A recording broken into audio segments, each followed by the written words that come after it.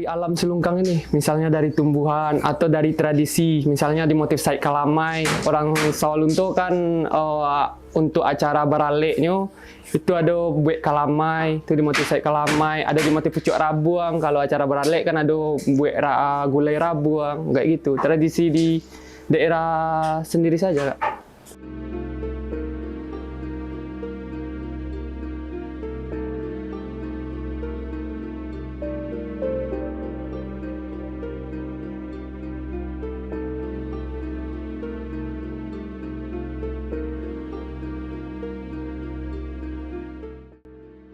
Songket Silungkang merupakan tenun khas daerah Minang yang berasal dari kota Sawalunto, Sumatera Barat. Songket Silungkang ini songket tertua di Indonesia. Dulu, pada zaman dulu, kalau songket Silungkang ini dijadikan oleh orang untuk acara adat. Kalau sekarang udah jadi fashion sekarang. Songket Silungkang ini memiliki berbagai macam motif, mulai dari motif dari tumbuhan, ada juga dari hewan. Tapi kalau sekarang kebanyakan dari tumbuhan.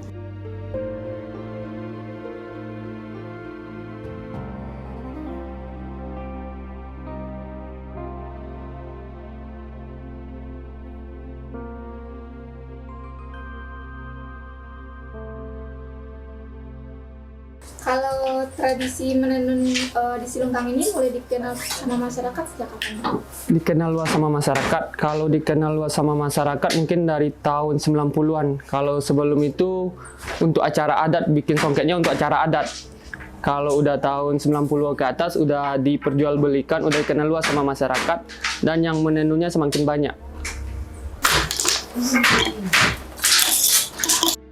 Kalau buat tantangan terbesar melalui dari proses produksi sampai pemasarannya gimana? Kemarin pemasaran, kalau sekarang alhamdulillah pemasarannya kalau di media sosial alhamdulillah cukup baik lah. Progresnya cukup bagus. Kalau dulu cuma di pemasaran karena kita tergantung pada toko. Kalau toko itu kebanyakan grosir ya, Kak. Nggak mau beralih ke media sosial, nggak mau online. Kebanyakan itu.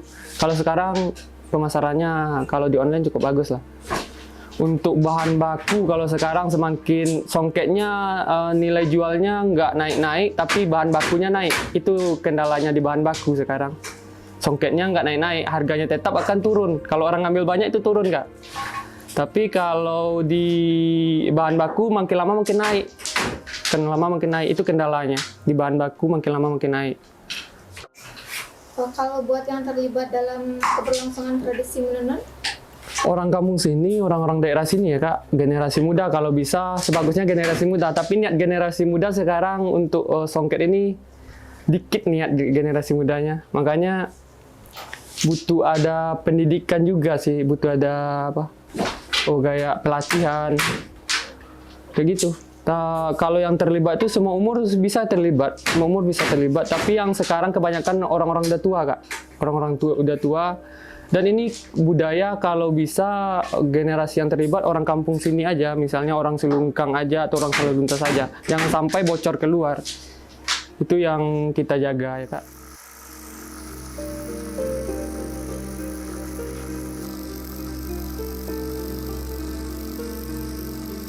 Ya harapan untuk generasi penerusnya kalau bisa anak mudanya banyak yang pandai menenun. Kalau sekarang kan niatnya sudah banyak yang nggak ada.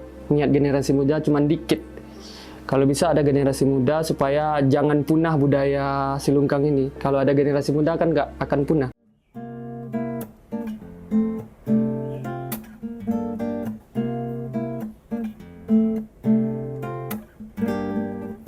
Dan lalu